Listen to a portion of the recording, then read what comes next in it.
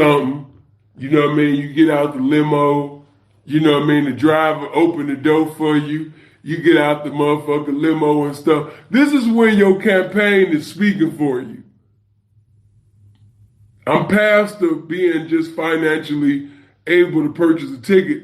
But if you didn't came in with the foreign, or you didn't came in, you know what I mean, with a clean, as I like to call it, the fornication ride. If you got a cool fornication vehicle. People, it's a fornication vehicle. If you got a clean Charger, if you got a clean Challenger, you know what I mean? Or you might even have a little Impala or whatever, or a clean little ghetto ass, you know what I mean? Get in bitch Cutlass. But it's clean though. Fornication rides. You dig? You know what I mean? Because usually, honestly, just to keep, Chrysler 300, you know what I mean? The pimping be into phantoms and ghosts and all that. Not saying the bitches don't like it, but you'll be surprised, especially when you dealing with broads from the age of 19 to 25. Bitches from the age of 19 to 25 like Challenger, 300, motherfucking Challenger, motherfucking, you understand me, Charger, sitting on them things. You know what I mean? A lot of times pimping be buying all of the jewelry and them cars and shit because he trying to sit up there and let his balls hang out to let it be. I think they came in at night. The very next morning, I was on with their Nobby Nobbler in the book, a good friend, a cracking officer. So we're on the Two's landing. It's locked down at this time, and we get these guys, and they're all over the landing. They come on, they're everywhere. It was like a bunch of school kids, but obviously they're all criminals. So we sort of rounding them up, and they're giving us all back chat and lip and stuff like that, just being ourselves. Anyway, it must have been a week later. Just explain a little bit about the IEP scene. IEP, incentive and earned privileges. I don't know what you get in America. When you come into an English prison, English Welsh prison, you come on as what they call standard regime. So you will be in a cell, you will get a TV, you'll be allowed to spend so much money, depending whether you are a remand prisoner or a sentenced prisoner.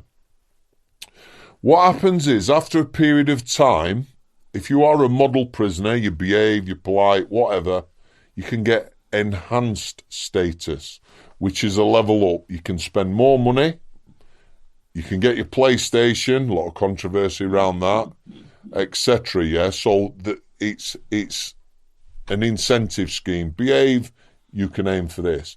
If you misbehave, you can get lowered to basic regime.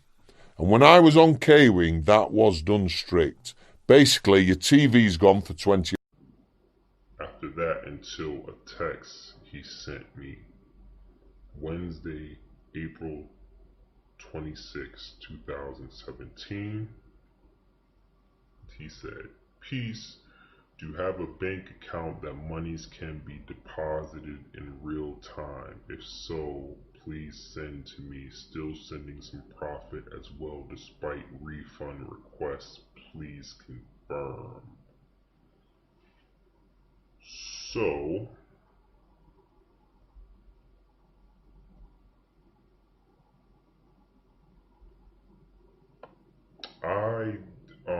the same day I sent him in a text and email my address.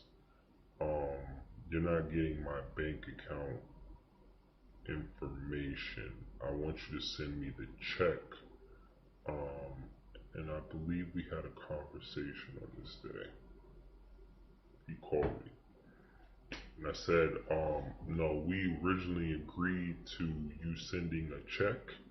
So I want you to honor that agreement. You haven't been honoring most things. I didn't go into all of that. But basically I said, no, we agreed. You asked how to send it or the address, and I gave you my address some time ago. You still haven't sent it, and you're still late on that when you said send it in the next 7 days. That didn't happen. So now you're asking for my bank account. Like, you can't have that. Just send it the way that we originally agreed upon when we made that. So then I sent him my address information again. Whatever we want to be. But the truth of the matter is, everybody may not be as strong as I am. And because we coming home on such a setback, then some of us will be left back. That's just the law of averages. It is what it is. Some of us will be left back, and it's sad because you set back so far. How do you catch up? But for the ones that find inspiration and understand that life like that is not gonna define you forever, then let's go. It's to the moon. It's to the moon. It's wherever. We can do whatever. I'm living proof of that. I never rapped a day in my life till I went to jail. How about that? Yeah. Let's understand what I'm saying to you. I never rapped a day in my life. I was not a rapper. I had no dreams, had no aspirations of becoming a rapper. So we can do whatever we want to do if we try hard enough. Yeah. And some people just have natural inclinations. 'Cause I remember when you first started, it was like there was a certain naturalness to what Mano was doing. Mm-hmm. You could tell it wasn't, you were still rough around the edges, but there was the flow and the delivery was like, oh, okay, this is something that this dude was kind of meant to do. Mm-hmm. White supremacy denier. No, I've already acknowledged that white supremacy exists. What I think that you do is I think that you conflate certain situations with white supremacy, which aren't. And I think what's dangerous about that is, let me finish, what's dangerous about that is we actually don't get to the solution that we want because we're blinded by this white supremacy idea, or we're blinded by race baiting, and we miss the actual issue here at hand, which is not white supremacy. In this situation, it is maybe a cop privilege where a cop can get away with certain things, regardless of race, that a white person or a black person cannot get away with. Now, name any area of activity that is not dominated by systematic white supremacy. What do you mean? Any area of activity between people. There's about 9 areas. Okay. Labor, law, education, religion, sex, war, entertainment. Religion. Okay. Yeah. So religion is not dominated by white supremacy. No. It is. It's completely dominated by white supremacy because, number one, we're taught to relish and worship white gods. When you go to a black church, there should not even be a black church. The reason why there's a black church is because there's a white church, and there's a white church because of white supremacy. So all of you're supposed to be Christians. Yeah. There should not be any segregation in a church. Right. The white supremacists determine that. So white supremacy dominates all that. So here's a perfect example of where I think that you again are clouded by your view of white supremacy. You want to prove white supremacy so bad, you're just ignoring thousands of years of history. For example, idols in religion always reflect saying and understand what I speak is the truth, and there's no BS. This isn't fronting for the cameras. This is who I am, with a little bit more of a PG-13 version of me. Why? Because I'm on a platform that yes, I do want to build my platform. But if you know me from the streets and stuff like that, don't get it messed up. I am a street dude, but I'm very respectful. I'm very humble. I'm easy to get along with. And a lot of people show me love in and out of the jail system, on the streets, my loved ones. A lot of people respect me, because they understand what I've been through. And they understand why I have such a low tolerance for BS. So yeah, man, hopefully you kept on rocking to this video. Let's get into it, man. I want to tell you guys the top 3 things, the must-dos, man, of prison life. The things the rules, the top 3 rules that you do not want to break. You do not want to catch yourself breaking these top 3 rules, all right? Now, if you've been to the prison system and you've been to some real serious facilities and camps, hit that comment, hit that like button, hit that share button, and let people know what I speak is. So that's what this is about. So the next one is, he called me on January 2nd. We had that conversation, and then we exchanged information, looked at the contract, a little over the contract. There was a signing of the contract. So that's what happened on January 2nd. I sent the money, which was $1,150 to him on January 2nd. And I'm just going to start with the text from there. So text, Polite sent me on January 2nd, this brother Polite, please send me your full name, address, and email again. And then I sent it. He said, got it. And then he gave me his cash name so I could send him the money. There was a back and forth to modify the contract. And he sent me in a text, just got the dollar successfully. Me, cool, I'm about to send the full amount. Polite, I will confirm. Me, just sent the full amount. Polite, he sent me a screenshot of receiving the full amount of $1,150. And then he sent me a text that said, it is still pending. I will let you know when it's available. Peace. I said, thank you. The next day, this is Tuesday, January 3rd, 2017. What the fuck I'm telling y'all. So that means, like, nigga, all the shit that's happened, the dark web, deep web, adrenochrome, organ harvests, chemtrails, that means all that shit don't matter no more, huh? See, I tell people this. It's a difference between niggas who get it, and it's a difference between pro-black niggas. I'm not a pro-black nigga. I'm not a conscious nigga. I keep telling y'all niggas that. I'm not a pro-black nigga. I'm not a conscious nigga. I'm just a nigga that understand what the fuck is happening in the world, and I speak my mind by any means.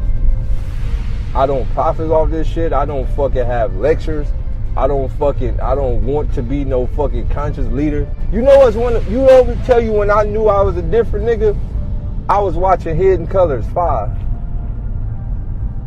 And I automatically cut the shit off. I was like, man, I don't want to see this stupid ass shit.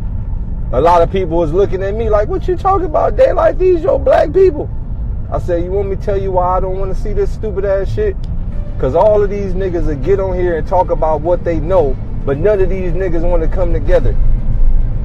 Everybody pro-black, but you got this nigga, he a Muslim. This nigga, he a fucking ancient Kemet worshiper. This nigga, a Hebrew Israelite, Yu-Gi-Oh! Outside duel battler.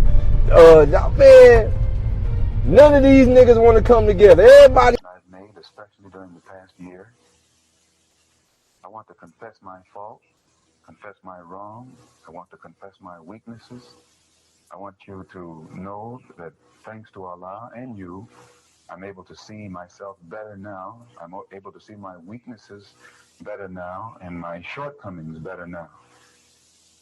I do believe that in seeing them better, it may be possible for me to overcome them and become a better person. At least I am praying to Allah that this is the case. And above all else, I'm praying to Allah for mercy and forgiveness in your heart. And if you weren't merciful nor forgiving toward me, I could well understand it. I've always known that Master W.D. Farad is Allah. I believe that Master W.D. Farad is Allah, and I believe that you are his messenger. I believe that your program is right, and I believe that your teachings are right, and that it was my belief in this that made me as successful as I was.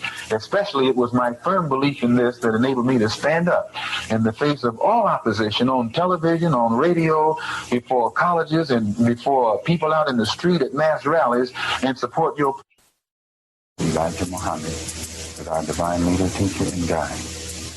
I want to put what I'm going to say to you on this tape for two purposes. Number one, aren't they supposed to separate lifers and people who are, doing 5-10 years? Because you did how long?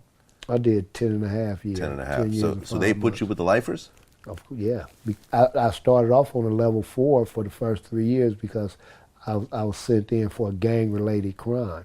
And based on that, you have to do your first 3 years on a 180 yard. 180 is just a particular design of yard. They have 180 and 270. Okay. And in the 180, that's where, you know, all the wolves and the predators and everything is at, you know, people with them heavy sentences. And based on the fact that you were sent in for that type of behavior, you know, it's like them saying, well, you think you one of these people, huh? Let's see how you fare in there. So, you know, that's thrust upon you to, you know, either establish who you are or become who you are. And there's no separation as far as it goes by a point system. Once you pass, I believe it's 60 points now. It used to be like 52 points. Once you pass 60 points, you can have 2 years. But if you're on that level, then you're on that level with everybody with 60 points and above. That's maximum security. Did you see people get thrown into there and not make it out? Several. Okay. Yeah. I mean, that's a common occurrence because it's not important to me. It's something that I did, something that I live. I did everything I wanted to do, mostly every race that I've ever had. You know what I'm saying? So what might seem extraordinary to the average guy, that's a bunch of fun, I come from the game. That's nothing to me. And because I come from the game, having a beautiful woman wasn't enough. I had beautiful women, but we had jobs to do to be able to produce a lifestyle for us, so I put a different type of value on that, which is why I was saying there's certain things that I had to learn, you know, that I didn't have in the game. So a beautiful woman, I'm a beautiful man. What that mean to me? You feel me? So that was my disposition. Okay, I understand you don't come from that, but the fundamental principles of the information apply in any life that you could use it in. Any life.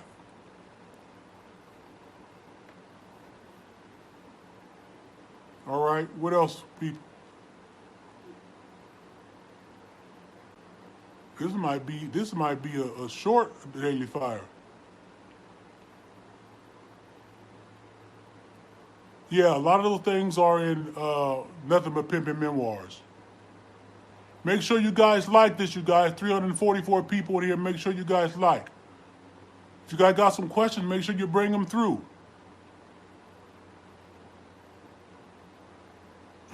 See, my boy.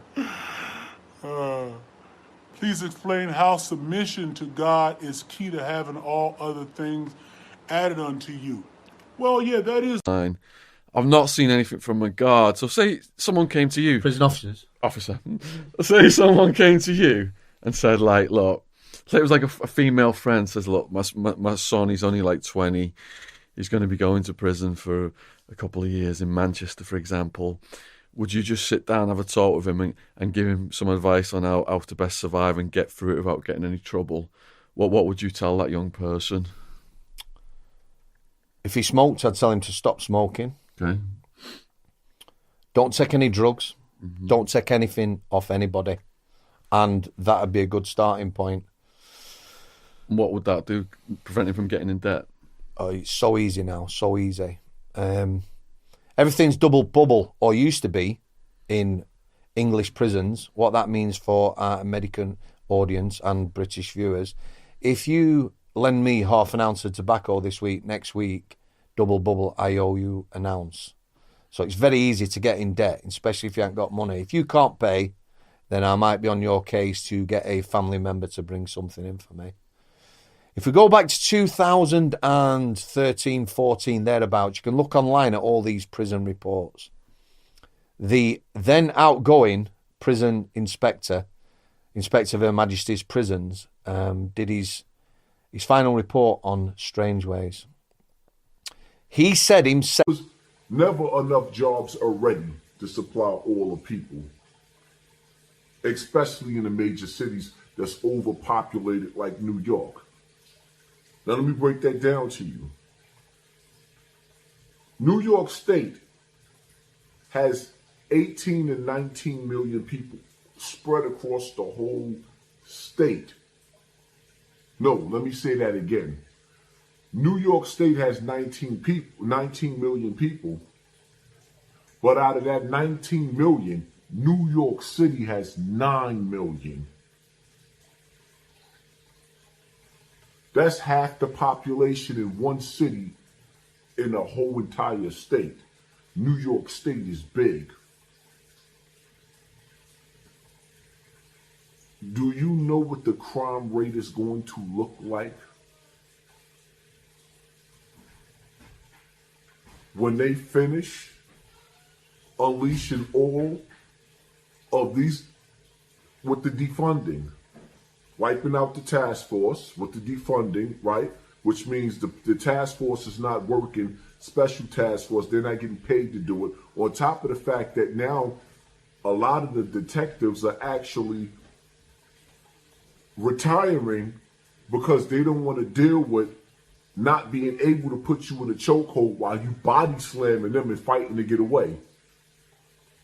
I'm not saying the police is innocent. I'm saying it's hard to lock a person up sometimes without putting them in a chokehold, especially when they try to knock you out. It is what it is. We doomed either way you. The pistols and the 4.5 and the magnums. So when crack came, all the different movies came that influenced the culture at the same time. So it was kind of like a two-way street. And but when the cocaine hit, it made it so we had more money than we ever had. We had availability and access to money. Right, because you didn't really have millionaires in that area before then. No, well, we kind of like, we always was known as like the so-called wealthy Crips or whatever, because in our area, we live in houses.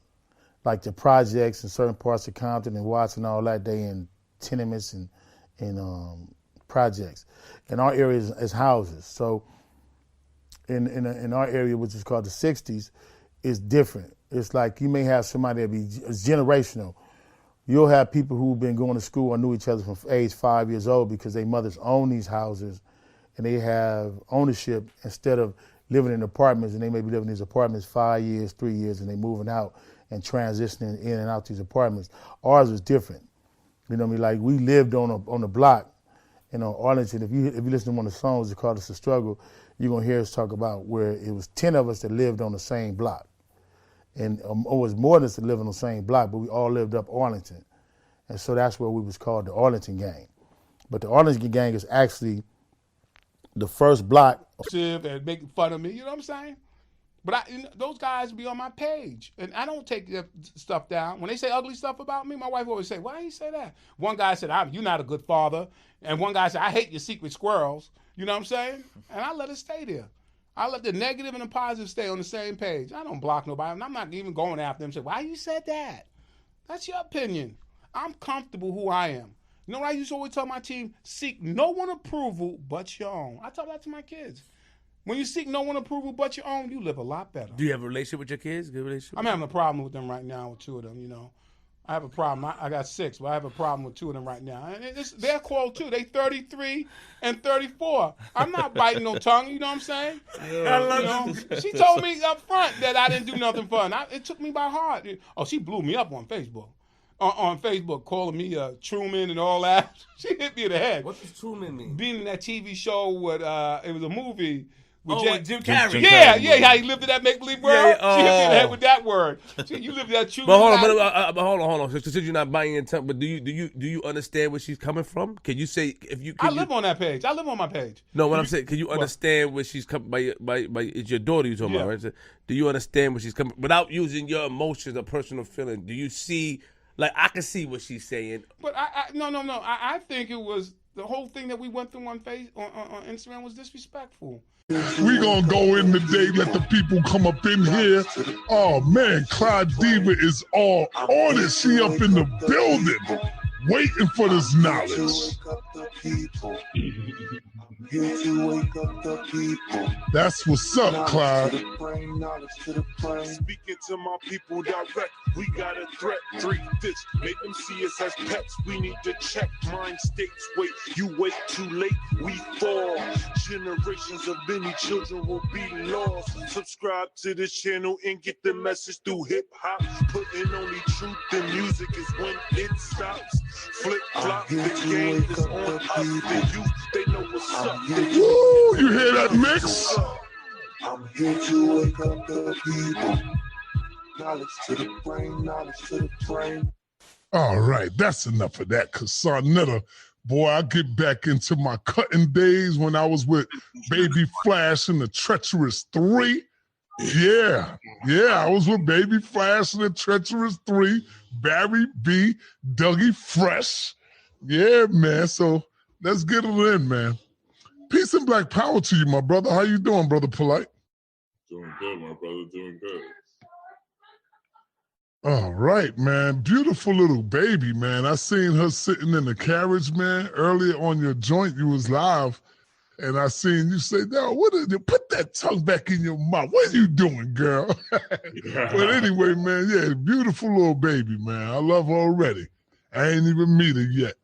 But anyway, let's talk about it, man. You know, a lot of things is going on before. I was making no excuses, but I've always known that if I get a moment to really be creative and sit in the studio and, you know, create with the resources, with real producers, with, you know, like I bought a whole studio to do this album. I never mixed none of my music. And I ain't saying this to diminish my last releases.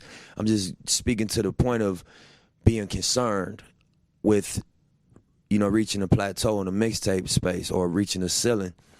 You know, I knew that if I was able to go and record on the most high quality vocal chain and get the most high quality production and be able to really stop tending to my other businesses for survival and knowing that I got to create, you know, means to not have to rely on no deal. I was independent the whole time, and so I had to have other hustles that I did also. If I could just situate those to where they'd be on autopilot, I could really focus on music and really flex and show what I could do musically.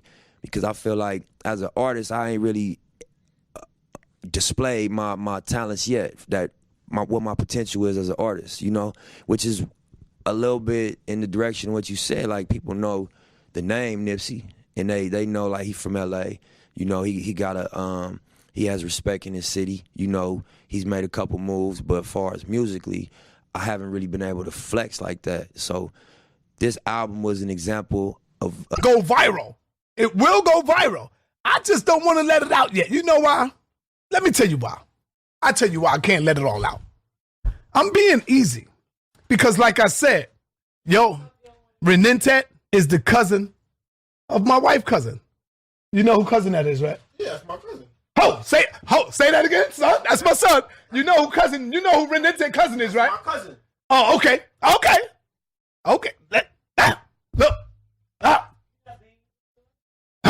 Let me just kill that. I don't want to do it, nigga. Don't make me do it, nigga. That's what I'm trying to tell you, bro. That's the only reason why I can't do what I do, man. Because I don't really want to hurt my little baby girl like that, bro. You're lucky. But if you come back and respond to this, I'm going to be forced to.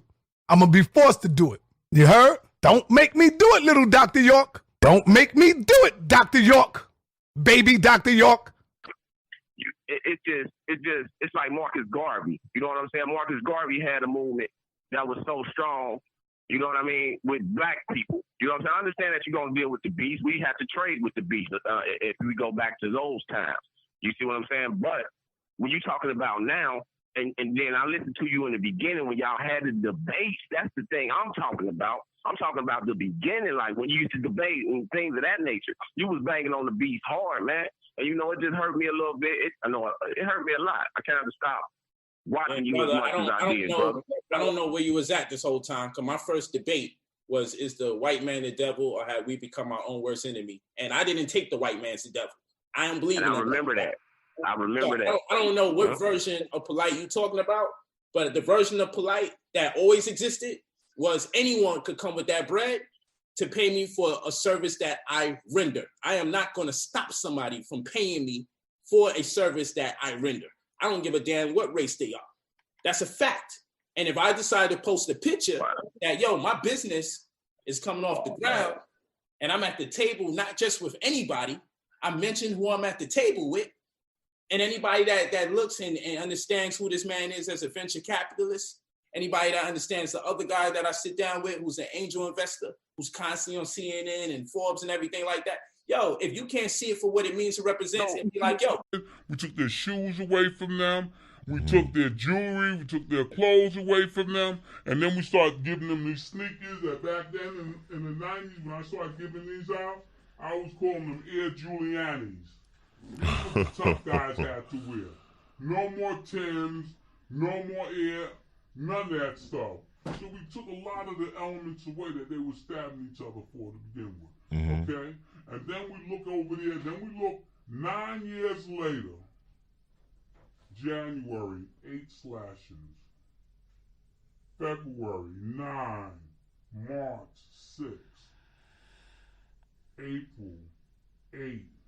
May, 5. Now, come on, we was coming from 130, now we have 5. This is, the population is 14,000. We had 14,000 as a population. We had Marbella open. We had 2 prison ships open. We had the Brig open. We had everything on Rikers Island open. We was double bunking beds as these cats was coming in so fast. Okay, we had a giant population. We had the Bloods going wild, and there was Bloods set tripping and doing all that other stuff. But when we start taking everything away and increasing our searches and posing the officer with the responsibility that they was in charge again, it all turned around. For that year, we only had 94 for a whole year. For the whole year, the Department of Correction made the cover of Police magazine.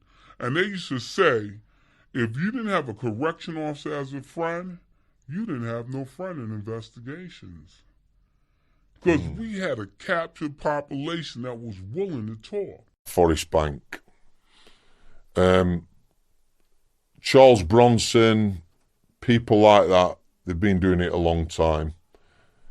Young offenders, full of testosterone or whatever, always fighting, kicking off with staff. For American viewers, just want to briefly explain Charles Bronson, who he is. Right, Charles Bronson. Charles Bronson is probably the most infamous prisoner in the British prison system. He was an armed robber. The dates might not be true, but he got a 4-year sentence for armed robbery, something like that. Got out of prison for not a long time, came back to prison, and then through his behaviour, he's been locked up ever since. He's been in years. He's done more than a life sentence. He's done more. He's never murdered anyone. But what he did is he's taken people hostage in prison. He's tried to escape from prisons. When I say that, he's maybe climbed up a fencing and got stuck in razor wire. I know he did that, I think, at Wakefield Prison. He got an extra 3 years on his sentence for that. So he has been a very, very disruptive prisoner. The vast majority of his time has been in solitary confinement. Physically, at his prime, he was in the Guinness Book of Records for most press-ups in 24 hours, things like this. An insane fitness regime. He'd done some boxing on the out, so he was a brawler, a street. Lost it. That night, I was texting my friends about our plans when I got a message from a hidden number. It read, "I found you." Irritated, thinking it was one of my brother's friends pulling a prank, I texted back. The conversation went like this. "I found you. Fuck off." I wouldn't say that if I were you. That is, if you value your computer. I don't know who you are, but I know my brother put you up to this. So for the last time, fuck off. 8, 8, C, 7, 2, B.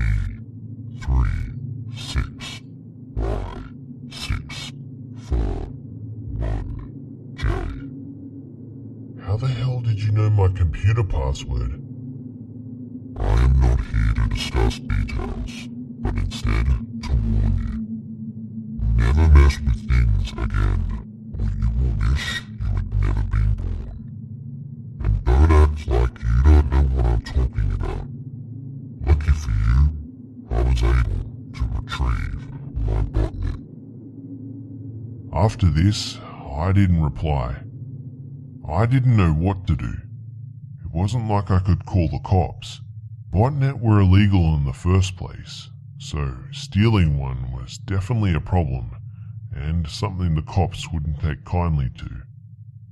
I decided the best course of action was to just ignore the hacker and beef up my computer security. About 4 days later, I got curious though and decided square bitches. Because they feel like, oh, this bitch ain't gonna do nothing but have sex with my man. This bitch, I don't want that bitch around my man. I don't, it's a lot of intimidation factors there, right? So now when you go to jail, you got all these tough ass niggas in there talking about you a pimp. Oh, ain't that a bitch? Nigga, I got sisters. Nigga, I never pimp. Nigga, I got a mama. Nigga, I got daughters. You know what I'm saying? What type of shit is that? So my partner had to tell me, like, pimping, these niggas ain't liking you, bro. You know what I'm saying? Because you went around talking all this pimp shit, bro. You need to leave that alone. Then they want to flip it about what a pimper do. Oh, I heard a pimper sell his own ass. If you don't have, all this ridiculous shit. Why am I going to sell my ass when I got a bitch that'll sell hers? That's ridiculous.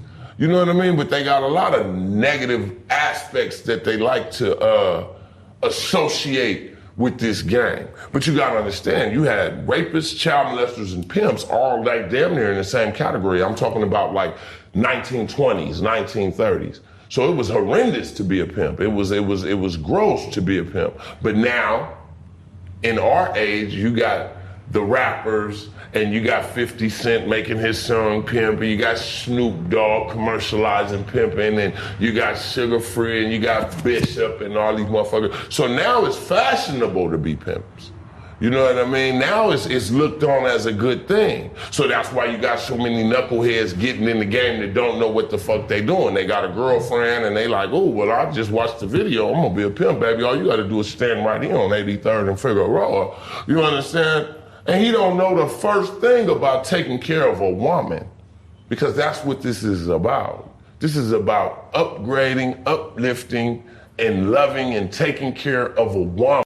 You can get jumped by 3 of us and fight back. Like, bro, nigga, what kind of ultimatum is that, nigga? Either way, I'm getting jumped. And I don't even know any of these niggas. Why do they want to jump me? Fuck that. Nigga, why would you invite me to get jumped?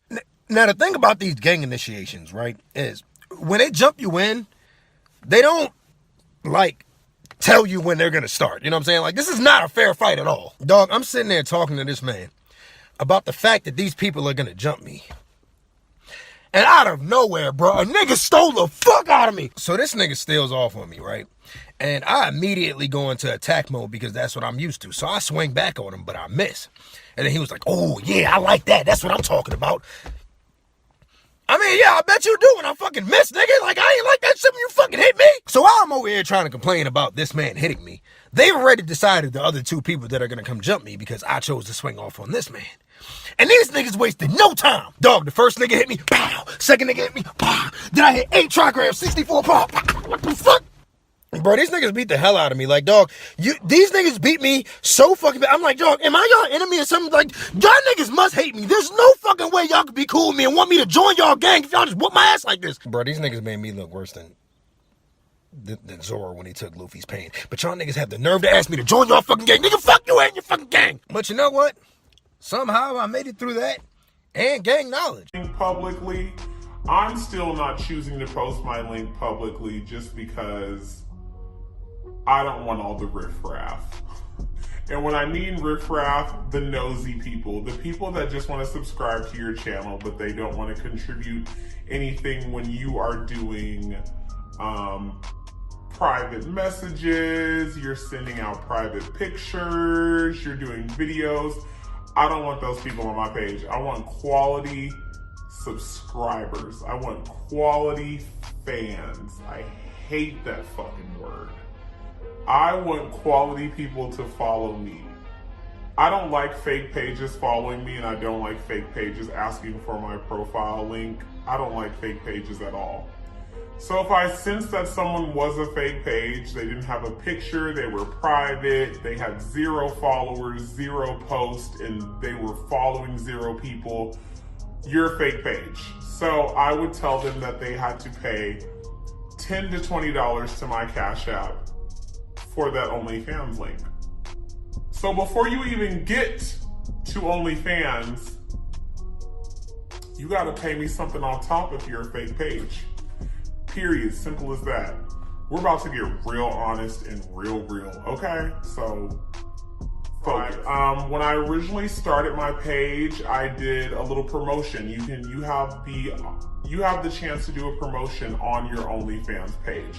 You can let people subscribe for free, or you can choose that you want to be $29.99 a month.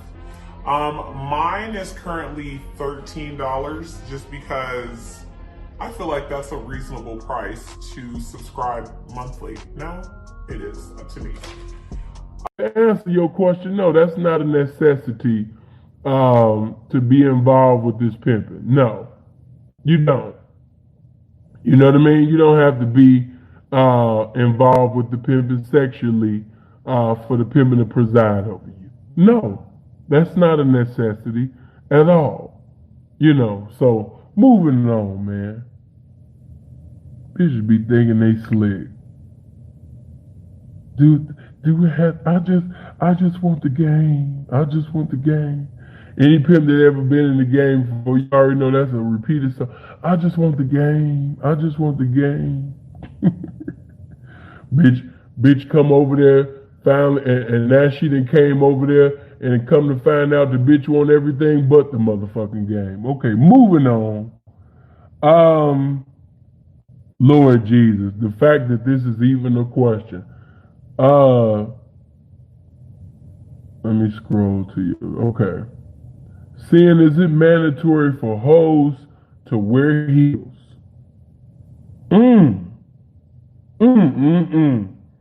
Man, hit the like button. Before I answer this question, please hit the like button. I need more women in here. I wish every bitch on Figueroa can actually hear what I'm getting ready to motherfucking say. By all means, everybody hit the like button, please, right now, immediately. Everybody hit the like button. Smash the like button. We need them notifications out there. I need bitches to motherfucking hear this part. Please hit the like button. That's what she wanted. She wanted me to be booed up. And anybody that know me know that I'm not even beyond the game. Even if I was, I don't want to be booed up with you. Yeah, you make money. Yeah, I'm attracted to you, but a woman will never be able to have my balls. I can't give you my balls to ball. You know what I mean? So she finally later on admitted the truth.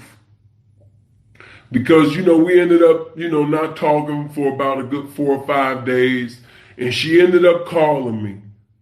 And this is what she said. She said, I got a little bit. This is what the bitch said. I don't know it to be true, but just to be honest with you, I know the bitch wasn't lying because she was checking it. The bitch said that I got a little bit over 100,000. I said, well, if you was really trying to fuck with me the way that I desired you to fuck with me, why is it that you only got a little bit over 100,000? What do you exactly have? Seeing you can have whatever I have. You can have me. But I don't want the normal pimp and hoe relationship. I want something special with you. You got to make me special, Sin. I said, because the bitch already knew my program. She knew I ain't never had no bottom bitch. I don't do that. That ain't nothing but that's the spirit of boyfriend and girlfriend trying to creep in this shit. So, I was like, nah, I don't, Lift up your nut. You know what I'm saying? Separate your nuts from your dick. Make sure there ain't nothing taped through there. And then turn around and actually crack your ass. Turn around, spread your cheeks with both hands at the same time. Some of the bottom of your feet. You know what I'm saying? To let this individual look at your ass. You actually turning around and cracking your ass for this another man to look at your ass. So it may bend down and spread his ass cheeks and, just lo and behold, they seen something stuffed in his ass. So it was like, what you got in your ass? So then the inmate put his hands in his ass and pulled out, shit was covered in plastic and just threw it on the floor and boom, damn razor blade came right out of there. The clearest way I can explain it, man, is for animals in there, man.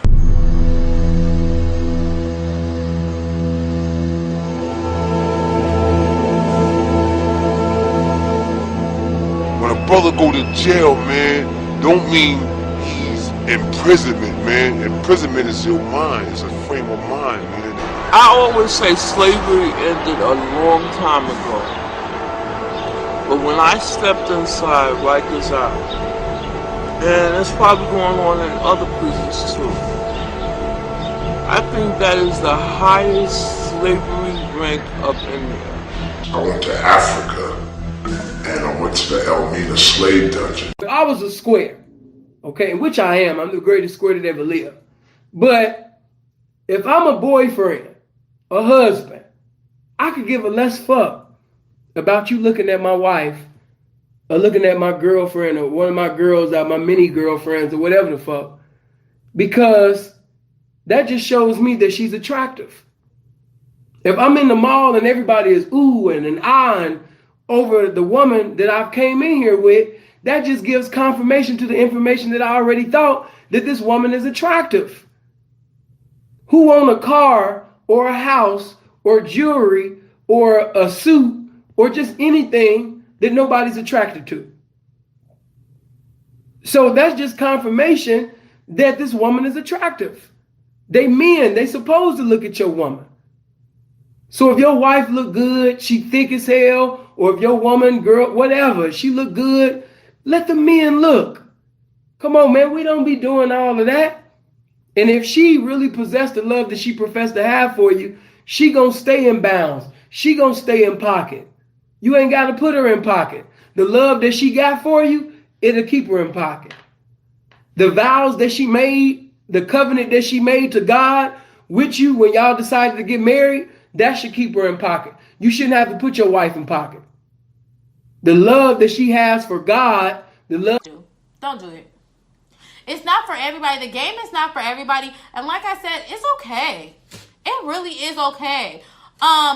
Don't stress it. There's plenty of other ways to finesse. I think I want to make a video on how to make money that doesn't have anything to do with finessing. I know people online are trying to make me out to this demon finesser woman.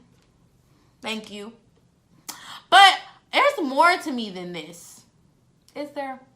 Not really. But no, there is other ways to get money that don't have anything to do with that. So yeah, if you guys want me to make another video on that, I know other ways to make money. It's a lot. And then I just started my Patreon. Don't forget to become a Patreon, because if you want exclusive questions, I also have a secondary number that you can contact me on, okay? A secondary number, so I'm going to be like your little mentor. Go ahead and become a Patreon. I'm going to attach the link in the description. And as always, peace, love, and ratchetness. And it's all love over here. It's all love over here. Thank you so much. Don't forget to like and hit the notification bell below and comment and just say whatever, Okay, I'm out. Oh, follow me on social media. Codename Chanel. Snapchat Chanel Kid Herb. Okay, this time I'm really out. Bye. Since he was already kind of fucked up, he didn't need a really big one to hit him with. He hit him with just the right, and dude was knocked out. And what I'm saying, when he got through Wilder, he said, man, I believe, man. He said, think it and believe it, and you will receive it. And I had to put that on my shit because that is dope. And that's what we need to be like. That's why we got to deal with people that's our calibers, man. Because some other motherfucker that's not our caliber, we deem way lower than us, could have said the same thing and would have said, you goddamn punk. You fool. You punk ass motherfucker. Come on, goddamn shit is you talking. But we hear Deontay after he just knocked out Felix Ortiz say that shit. Those are hella strong words. Hey, you guys. Hell yeah. Hey, you guys. This is what we supposed to do. Kick it. All of you supposed to come on with whatever the fuck you think and don't worry about me talking whatever shit I talk. Just come on this motherfucker, stand up, say what you think, and grow. With that, I'm out, you guys. The more you find something else. Has America recognized the entrepreneurial acumen of this record label? Not yet. Because if we say they have, then what else we have to do? So, not yet. Tragedy changed everybody, and depending on what it make you. Tragedy can make you crazy. Tragedy made me a man. You know what I'm saying? I lost my father at 14. I became my mother's husband. Meaning I became the car note payer, the house mortgage payer, the everything. I'm a soldier. It's gravy. That's why I know that. So if I survive that, and then I'm surviving everything that's going on around me and that went on around me, I was put here for a reason. So now I'm gonna make these platinum plaques and I'm gonna teach the game. If you haven't watched the movie Scarface, you need to. Because on Scarface, you will see when Tony Montana moved up, he went and got the long stretch all around the living room section of white sofa. I like Tony Montana. Are you walking away? Damn. I mean, what you got to offer? My name Gerald. Shit, I can give you the world, baby girl. You gotta be worth it. I You ain't gotta be perfect, though. You worth it. Yeah, so you gonna put my number in your phone? Yeah. I guess. Hold up. I sure gotta pay for the stuff in your basket. Yeah, you already got girls' numbers. Damn, nah, I ain't got nobody number on my phone. Damn, tripping. Do you do this often? Nah, I don't do this often. I just seen you. I'm like, damn, she fine as hell. Let me go talk to her real quick. Yeah, okay. Here you go. Damn, Snowflake, you so sexy to me. What? Sexy to me. I give a damn who your ex be. Huh? I'll be flying you jet speed. What's your name, beautiful? Tiffany. Yeah. My name Hubert. Nice to meet you. Can I get your phone number? I got a boyfriend. You got a boyfriend? Yes. Dang, that don't mean nothing. You ain't gotta know nothing about this. What do you mean? You ain't gotta know. Where do you stay at? I stay in the alley. Yeah. Where you stay at? San Diego. San Diego? Yeah. Damn, what you doing out here? Visiting. You visiting? Yeah. How long you be here? Just for the weekend. Well, shit, let's hang out then. Say, we can go to the beach and get faded. Alright.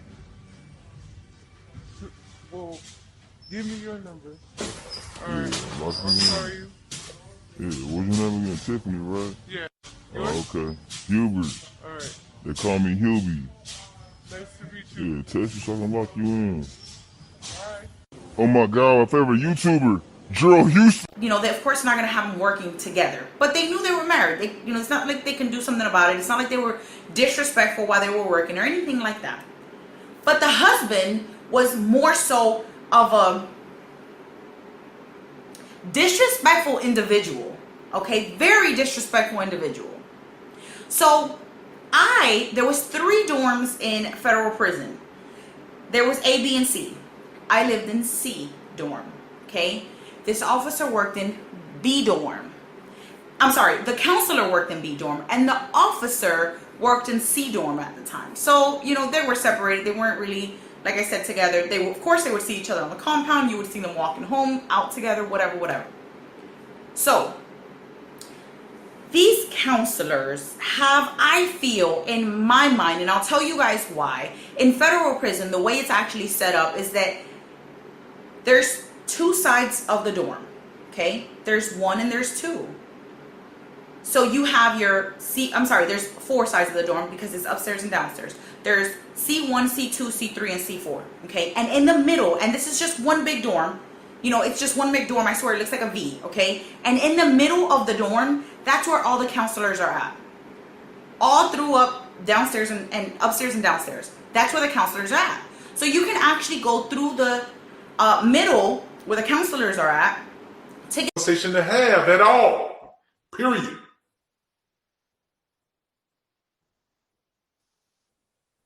Yeah, that's it, Chief Boy Alpha. That's it, man. That's it. I mean, without that, what is the purpose, man? What is the purpose?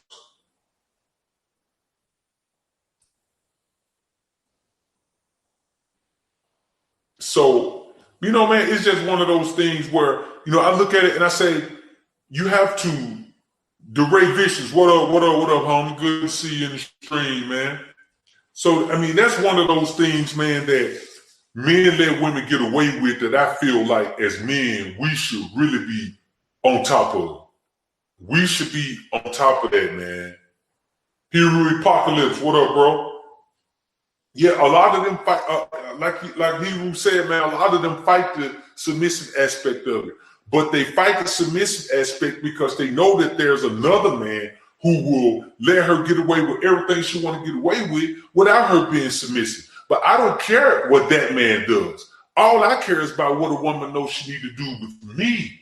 With me, what she needs to do is be submissive. She gonna submit to me because I'm not gonna accept anything less. If she can't submit, she could be gone. Period. I'm not playing that, man. I'm not playing that game.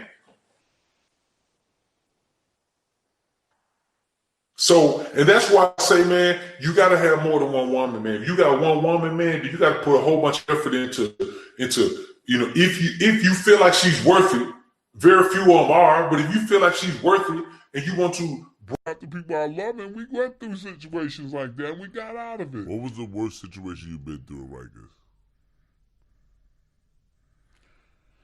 Oh, I guess the worst thing was a hostage situation where they had another inmate. And he tied up an inmate and everything up on a chair. And he told me to go get him some Chinese food and everything else. Get everybody some Chinese food, Billy, and everything else. And he told me he was going to stab him up and all this other stuff. And we called in the hostage negotiation team and this and that. I thought I could just run in there and stop it, but they told me not to.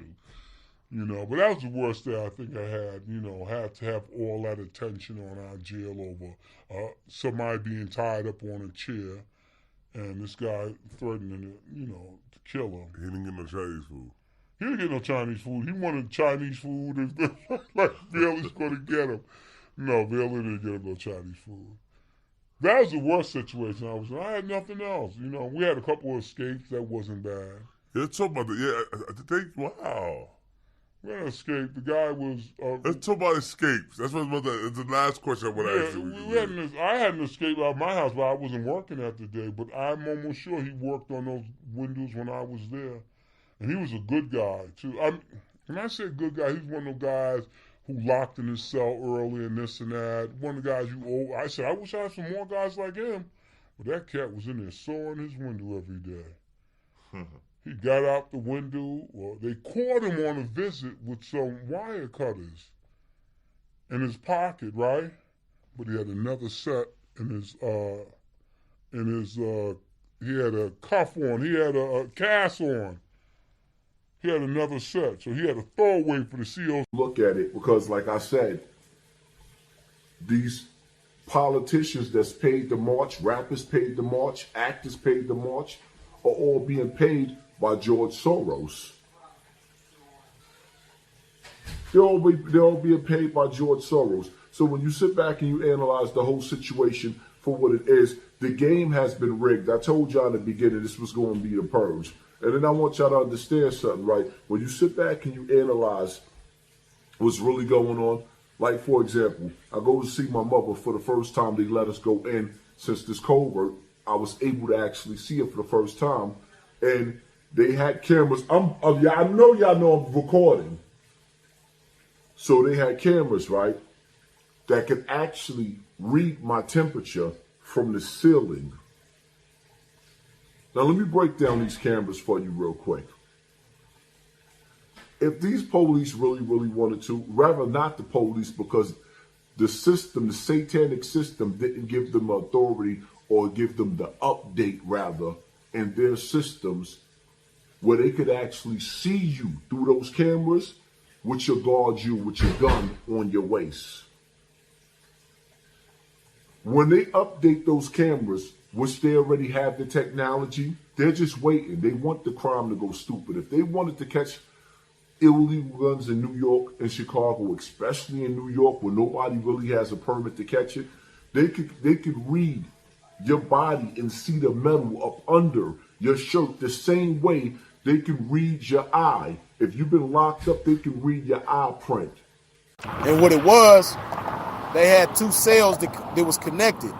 Like you go through a door and you go from one cell to the next, but they connected, and the one side of the cell had two beds, but the side with the two beds had the tables where you could eat. The phone was on there, pay phone to make calls, in the shower, in the toilet.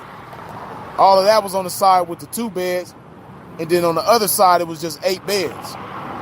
You know what I mean? So I'm in this 10-man cell, and that, out of the 10 people, it's just me and the homie from Grape Street Watts Crip. Me and him is the only blacks in there. Everybody else is essays. So, tell you how shit is, right? Like I said, everybody in there doing dope. On the bottom tier, cause like I said, you got the top tier, the bottom tier, top tier, and it's on one side. On the other side is a wall, and along that wall they got TVs that go across the whole tier, so we can watch TV, right? And the TV would kind of sit in the middle, so you could see it from the top tier and the bottom tier. So people on the top tier and the bottom tier watch the same TV, right? So on the bottom tier they got the remote, and it's a brother watching TV. An essay come. Not only was I hurt, but I was hurt emotionally and mentally because I was under the impression that, yo, this could never be done to me. I'm Big Speedy. What the fuck? I don't get hit. I hit niggas. I got stabbed up in all that island. You know what I'm saying? I got bad. Everybody gets it. You know what I'm saying? If you put some work in, you get it too. I mean, my mans had to come and scoop me out of the cell and report my injuries. My man got stabbed up too, my dude. They ran up on him and stabbed him up crazy. Like he almost died. It was like an inch away from his heart. The survival instincts kicks in. I want to rip your head off. I want to kill you. That's just what I want to do because I'm angry. Now I'm looking at you saying, I gotta live because you're trying to kill me. You're literally trying to kill me, so I have to kill you. You know what I mean? And you gotta go all out. You know, for me, I went from 0 to 120 in less than 2.3 seconds. I went all out. You know what I'm saying? It was crazy, man. Like, he was like fucked up. He couldn't even walk. He was like holding it. He was like, you know what I'm saying? He was like, yo, Pete, man. I was like, man, just be easy, man. Just, you know what I mean? Because when you get hit, you can't just be moving or nothing. And even the nurses told me, yo, if you wouldn't have came, you would have died. You would have bled to death. I had a soaked mattress, a sure death. I seen a person get stabbed up and go from being flush and looking energetic to pale and in a fetal position on the floor, gasping for air. It's just like, you know, it's like the guy went from being a living person to a corpse. Ask you something. Yes, sir. Let me ask you something, man. When you sitting up and you just watching a fucking football game or whatever, and your motherfucking dick get hard, what the fuck you do? Because that shit, like, well, it's my wife, so it ain't a big thing. But the other day, yesterday, I'm in the motherfucker on the couch. I'm just looking at CNN, And all of a sudden, Johnson started hollering at me. I told baby she was cooking. She was cooking and she had just started. And I told baby, look, it's time. She said, time for what? Girl, and I pulled that cover back and she seen Johnson's just at attention. Baby cut that shit off. What I'm saying, for me, I have what I need when my dick get hard. Because I'm not finna look for no pussy. I ain't gonna jack my dick off. I'm gonna have me, if I don't have my wife, I'm gonna have me 3 or 4 motherfuckers I can call. And I'm confident that I'm gonna have 3 or 4 motherfuckers I can call because I keep all bitches that I fuck with sprung on me. Even when I don't fuck with them for 2 years. They fucking, when I finally do call, they say, dang, you calling again? Yeah, baby, I was thinking about it. But you got no money on your book, but you was rich on the street. You get no mail, but you was rich on the street. But you had all these hoes and fly cars, but ain't nobody coming to see you. So them 2 major do's and don'ts. Don't go there looking to make friends, trusting no one, and don't believe shit you hear. Did you have to fight in prison? Yeah, of course. You know, you going. Then, yeah. Then I was in the #1 prison in Georgia, like #1 max. Matter of fact, both of my beds, I went back to the same prison, which is Hayes State Prison. Craziest shit you seen locked up? So what I seen locked up, ain't trying to seen on the street, except all they. A man with another man. I ain't never seen a man with another man on the street. I done seen him walking past holding hands, but I ain't never seen a man verbally naked with another man. That was some crazy shit. Like, and it wasn't on the willing of another man being forceful, like, you know, raping him, like some girlfriend, boyfriend type shit. That's some sick shit. So you just walk around with another nigga in prison, like he your man, you holding hands, and for you to be holding hands with another man in prison, like this your motherfucking woman. That's some sick shit. Have you feel normal? So I just said, here, there. I named literally every single solitary city in Atlanta. Lie. The actual places that I was looking into, the actual cities that I named were not places that, like cities that I was actually looking to move to. It just kind of creeped me out that he asked. So I answered and I lied. And the man he's working to get this door open. And it occurs to me, I said, how are you gonna get the door open? He then proceeds to break the handle off of the door. So the door no longer has a handle. And then once he breaks the handle off the door, he tries to get it to perfectly fit with the latch to make the latch move in order for the door to pop open. So I'm just sitting there thinking, like, how you gonna get the handle back on? It's impossible according to my simple brain. It seems pretty impossible. When he's trying to get this thing to latch and he can't do it, the neighbor from across the hallway comes out and he looks at the Airbnb host and he looks at me and he was like, are you all okay? And the Airbnb host looks over his shoulder very briefly and then turns back around and goes. So that didn't happen. Some time passed, and then as time passes, like, it's becoming a thing. Like, we'll send communication, he'll make a statement and say, I'll contact you now, or I'll call you in a little bit, or something like that. And then that doesn't happen. But that's not what I'm worried about, because that has nothing to do with the agreement that we made. Like, as long as you take my investment, invest it, do what you're supposed to do, and then send me my money back, then we're fine. We don't have to, like, be pen pals or anything. So that's cool. So that was on January 14th. That communication didn't happen. So on Monday, February 27th, this is an email or a text. Monday, February 27th, I sent him communication that said, peace, bro. I hope all is well. I wanted to check on the status of the property investment. And then he replied on the same day that said, "Peace King, give me a ring, 12 noon Pacific Standard Time tomorrow." These are text messages. And on Monday, February 27th, I replied and said, "Okay." So in a text on Tuesday, February. Ernestine. Let's be perfectly clear. I had so much respect for them that even when I called him back in January of this year, and I was having a conversation with him on a FaceTime call, Ernestine was in the background calling me bitch ass niggas and everything else. And I said, Jay, talk to your wife. And I at that time, I didn't even disrespect her still. Because she was in the background sounding like a ghetto hood rat.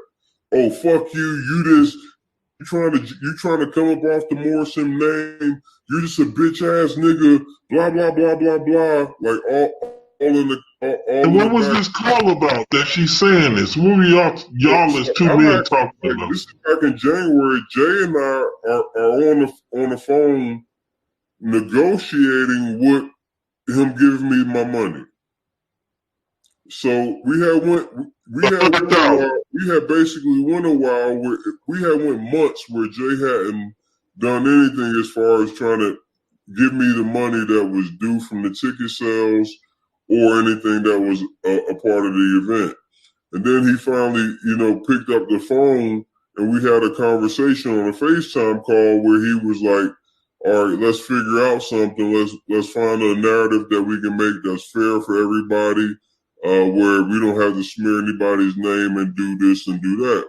And I told him, I said, first off, Jay, what you did from the outset was to try to slander and paint a picture of me doing something unethical and wrong, like by using my past, because he even tried to picture it like I had said something about his wife, which is bullshit. But he knew that people would try to say, oh, Tony's got this thing with women. He's already... Man, it ain't no secret. If you pay attention to the game, hardly anybody stays down. And a big part of the reason why is because just like all of these examples that I just gave to you, it's a ridiculous amount of examples of things in our faces, especially those of us on social media, which is damn near all of us. There's so many examples of things that at least look like they work. A lot of the shit don't even really work. But it's a lot of shit that looks like it works and there was no process to it. Or at least you don't see the process to it. You just see the result. And, you might see a bitch with, 1 million followers or whatever the case may be. And all she really do is shake her ass. She not intelligent. She not talented. She not no hard worker. She's not, she's not really gifted in any kind of way except for physically. She just look good. And she know how to shake her ass the right way. And as a result, she got 1 million followers, right? Now, when you just see that at face value, it don't really look like any process went into that. Seen that show Lockdown on TV? Oh yeah. You talking about Master P? Or you talking about the show or the movie? No, the show. Like it's on MSNBC, I think. No, I don't think I done called it. Okay. But I done seen previews of it, like when I'm watching TV, like, but I ain't never really actually caught Okay. That one of the shows. All right, because my question on that, I wanted to see if that was an accurate depiction of prison. Prison is just how they... Prison is just like a big-ass project. And it's like whoever the kingpin in the project, 9 times out of 10, he's the big dog in the prison. But it always just how the dude in the hood with the most money is always dudes that's plotting on him for his money, same way down in prison. There's other little dudes plotting on his position. And the prison same way the streets. There's a bunch of hearsay, bunch of gossip, and it's keep your eyes open, watch your back. Now, what kept you motivated inside? I had something to come home to. See, there's a lot of dudes down there with life sentence, and they feel like they ain't got nothing to come home. There's a lot of dudes down with 5 and 10 years, but when they left the street, they ain't leaving nothing on the street. They probably had kids, but they probably weren't taking care of them. They probably weren't even there for their Conversation is presented, you give the woman your balls so you can ball. How did I do that, Sin? Hey, man, when that bitch told you that she wasn't going to go to the track, she wasn't serious about your pimping. When that bitch told you what she was not going to do, you know what I mean? She wasn't serious about your pimping. Whenever a bitch tell you what she not going to do, what she refused to do, she is not serious about your pimping. Why? Because when a bitch is really serious about your pimping, there's nothing that she won't do for your pimping. Why? Because she's serious about your pimping. She's serious about having you in her life. When a woman is serious about your pimping, you ain't even gonna ask the bitch to break herself. Why? Because the seriousness that she got down on the inside provokes her to break herself to you.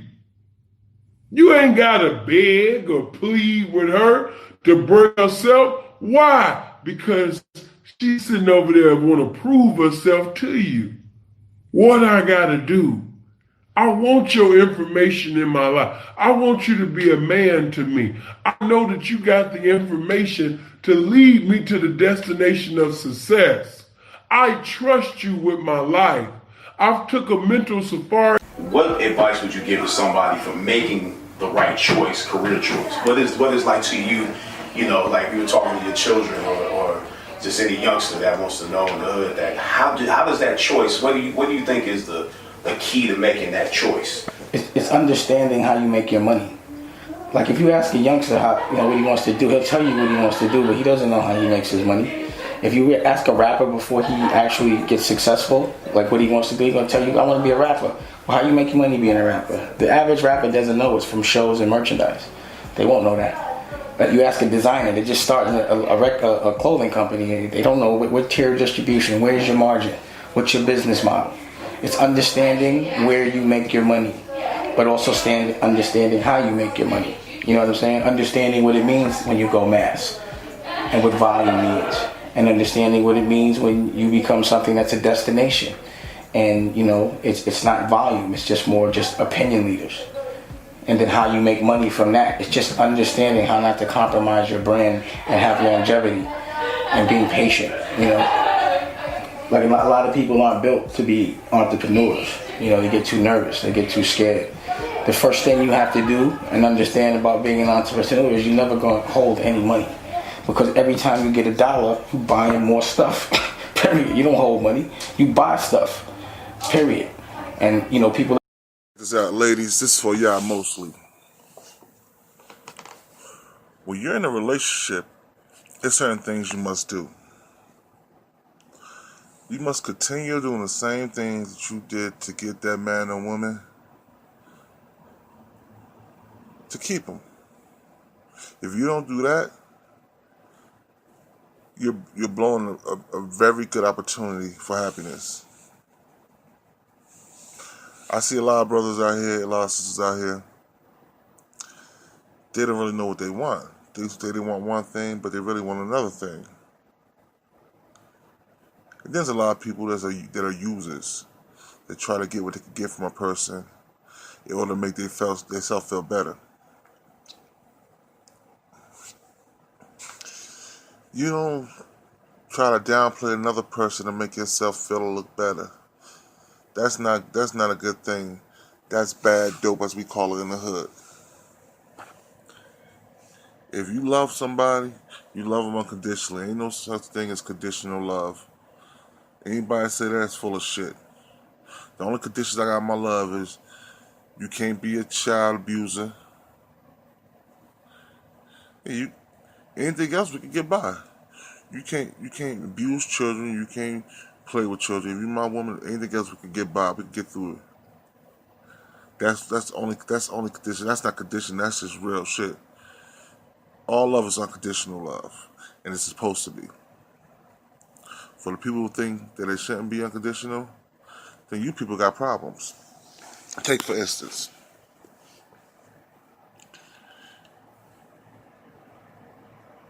I know this guy, right? He had a kid by this chick. They, matter of fact, they was together for a while. From high school, my dude got locked up. Had to do 4 years, 8 months rather. Sounds like 5 years. He came home. He got back with his ex, his baby moms. Come to find out, they doing their thing. Everything is going good. So he thinks. His right hand man, a nigga he put on and put money in his pocket, is the same nigga that was kicking his back in behind his back to his woman. Not even telling truth, telling half truths and lies. Talking about, oh yeah, we went to this. He had a friend. She had a beach house. We went to a party, and they was in a room with the door locked. It sounded like they was having sex. Cause I heard her moaning. Now, number one, if that's your right hand man, you don't know what this nigga did. I don't give a fuck if she have evidence. You there, you know. You said, I don't know. I wasn't there. I wasn't paying attention to the shit. Number two, you never go back and tell your man's business to nobody that wasn't there to see it. Number three, by you doing that shit telling his girl that shit or his wife that shit, you pretty much signed your death certificate right there. All right, now how I feel about it, like, so my man's, so he didn't know what was going on. He was just like trying to figure. He was just saying shit. His girl was like, "Oh, call me before you come this time. Call me before you come that time." He like, "I'm just coming pick my daughter up, take her to school." You know what I mean? I'll see you later because I gotta handle business. He was still on the streets.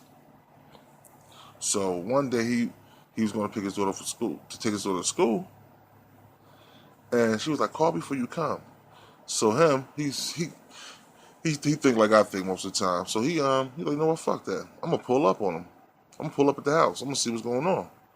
Call before I come shit. That's women. If you're gonna be a player, play your games right. That call before I come shit, that shit make a nigga pop up and shoot your whole fucking house if shit don't look right. I'm just telling you. That's some real shit. So he pull up and he go take his daughter to school. The mother's not there. So as he drop his daughter off at school, he got right back down the block. So he right down the block and he see his best friend car pull up. Boom. In front of the house. He double parked, jumped out. Ran over, like, yo, what the fuck going on? Had to heat everything drawn, about to blast both of them, right? So he's like, oh no, I just seen her. She was. My car broke down, son, and I had to. I took her to get this some antifreeze so she could put on her car because the car overheated. Da da da. So he looking at him. He's like, you know what? That sounds logical. We do be in Newark a lot. We from Elizabeth, so it could easily happen. So. No, he didn't say that. I'm gonna let it slide, but he kept his eye open now. He's watching everything, watching any little thing. You know what I mean? When push came to shove, kind of find out, he was sleeping with his best friend's girl. And when my man found out, he let the shit ride for him. He didn't say nothing about it for a week. He wanted to calm down. So one day he was like, "Yo, I need to pick up this bud." You know what I'm saying? My man was acting like he was high as shit in the backseat, high and drunk. He's like, "I just want to pick up a couple pounds. Just take me." So you drive. So she was in the car. He was in the car. My man's doing the knowledge to this whole situation. Next thing you know, they thought he's back to sleep, and they start rubbing on each other's legs, and he's looking. Because he's playing them out. They should know he don't get drunk like that. They think it's him smoke weed heavy. He was real high, but he wasn't even smoking. He wasn't even inhaling that shit. He was pulling it and blowing it out. He just wanted to set up. He just wanted to front. You know what I'm saying? The drunken monkeys, the drunken master style on the motherfuckers. You know what I mean? So he seen this shit. My man flipped. He beat both of them the fuck up. He ended up in jail. Now he gets out. R&R, you know what I mean? They ain't really give him no bail because the cops seen what happened. They knew what the science was, so they just gave him R&R the next day. He came home. He ain't sitting there to nobody. He still had to deal with the chick because that's his baby mom's. So he was like, you know what? I'm gonna give her another chance. I'm gonna fuck this nigga up real bad though, because it's my right hand man, he know better than that shit. But I'm gonna give him another chance because we got a child together. They say same shit, you know what I'm saying? Shit was just still happening. Little shit, he was like, you know what, fuck it. That's the only time a person that's said they got unconditional love have a right not to have unconditional love. Because that situation right there would have got my man 100 years of prison if he would have kept fucking with that broad. So all you people that are saying that I'm gonna leave you because of this, I'm gonna leave you because of that, that's not called unconditional love. That's called conditional love. And that's not love. That's just lust. I can get what I can get from this motherfucker. I'm gonna fuck, we're gonna do us, and that's it. So you know what? Y'all need to figure out, can you love a person as much as you love yourself? And if you can't love a person as much as you love yourself, then there's no need to be with them. Peace. If it's motherfucking you. Why? Because your genetics is different. You can read a book about how to dunk from the free throw line from Michael Jordan. Man, it's a fascinating book. But guess what? You don't have the capabilities to jump from the motherfucking free throw line. You're just reading about it.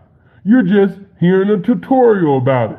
It sounds amazing. But guess what? If you don't have the capabilities, it's not going to happen. Think before you eat. There's so many niggas that can't even think past go and get in the comment section trying to sit up there, you understand me, and sit up there and teach this pimping. Just like and it's always them Johns. Have you noticed that? Sin always get into it with them Johns. You know, it's something about these guys with these trick ass names.